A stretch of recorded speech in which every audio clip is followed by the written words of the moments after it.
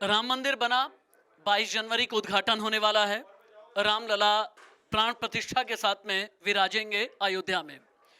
लेकिन इसके पीछे संघर्ष है, इसके पीछे कहानियां हैं, इसके पीछे इतिहास है।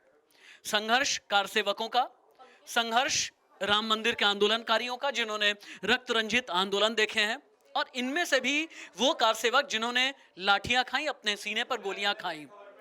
आज मौका आ गया है कि ऐसे कारसेवकों की कहानियां आप जानें। अगर उस दशक को आपने नहीं जिया है तो एक बार जान करके मेरे जरिए आप समझें कि 80 के दशक के अंत में क्या हुआ, 90 के दशक की शुरुआत में क्या हुआ। तारीख तो एक ही याद रह जाती है ना, 6 दिसंबर 1992 जब विवादित ढांचा ध्वंस हुआ था। तारीख आपको 22 जनवरी की भी याद है, लेकिन आपको मैं लेकर के चलता हूं 20 अक्टूबर 1990 की तारीख में। मैं आज आपको बताने जा रहा हूं कहानी कोठारी बंधुओं की। शरद कोठारी और रामकुमार कोठारी कारसेवक थे जिन्होंने सबसे पहली गोली कार सेवा के दौरान, राम मंदिर आंदोलन के दौरान खाई। अब तारीख नोट कीजिए आप। सबसे पहले 20 अक्टूबर 1990 की तारीख, शहर था कोलकाता। कोठारी बंधु यानी रामकुमार कोठारी और शरद कोठारी। शरद कोठारी छोटे भाई थे और रामकुमार कोठारी बड़े। एक की उम्र 22 साल और एक की 20 साल।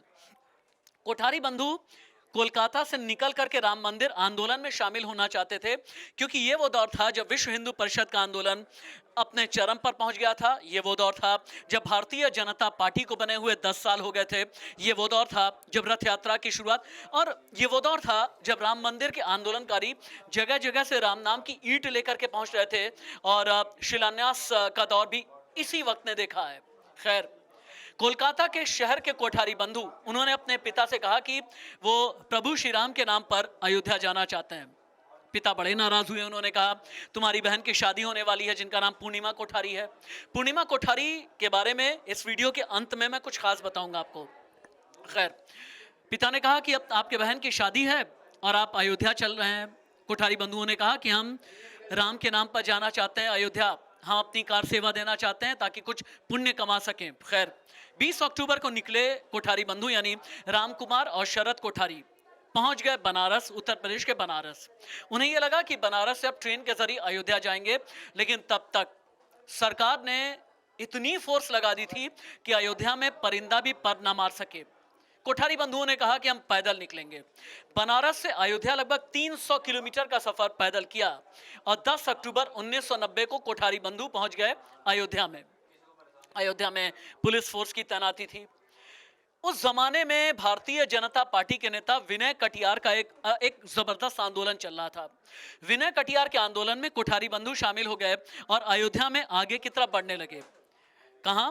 हनुमानगढ़ी की तरफ, राम की पैड़ी की तरफ, सरयू के किनारे होते होते जैसे ही अयोध्या में पहुंचे तो इन लोगों ने जब पुलिस ने यह जाना कि कुछ राम भक्त कोलकाता से भी चल करके आए हैं, तो पुलिस फोर्स ने बहुत ज्यादा जुल्म, बहुत ज्यादती की। सबसे पहले शरद कोठारी को एक घर से निकाला, गोली मार दी। रामकुमार कोठारी अपने छोटे भाई को बचाने के लिए बाहर आए, उन्हें भी गोली मार दी गई। ये वो कोठारी बंधु थे जिन्होंने कार सेवा करते हुए पहली बार अपने सीने पर गोली खाई थी, वो शहादत थी। आज उनकी बहन पूर्णिमा कोठारी को भी रामलला प्राण प्रतिष्ठा का न्योता दिया गया है। लेकिन पूर्णिमा कोठारी का ये कहना है कि मेरे भाइयों को सच्ची श्रद्धांजलि तब होगी जब समाजवादी पार्टी के किसी भी नेता को आमंत्रित ना किया जाए। ये कहानी थी कोठारी बंधुओं की। नमस्ते।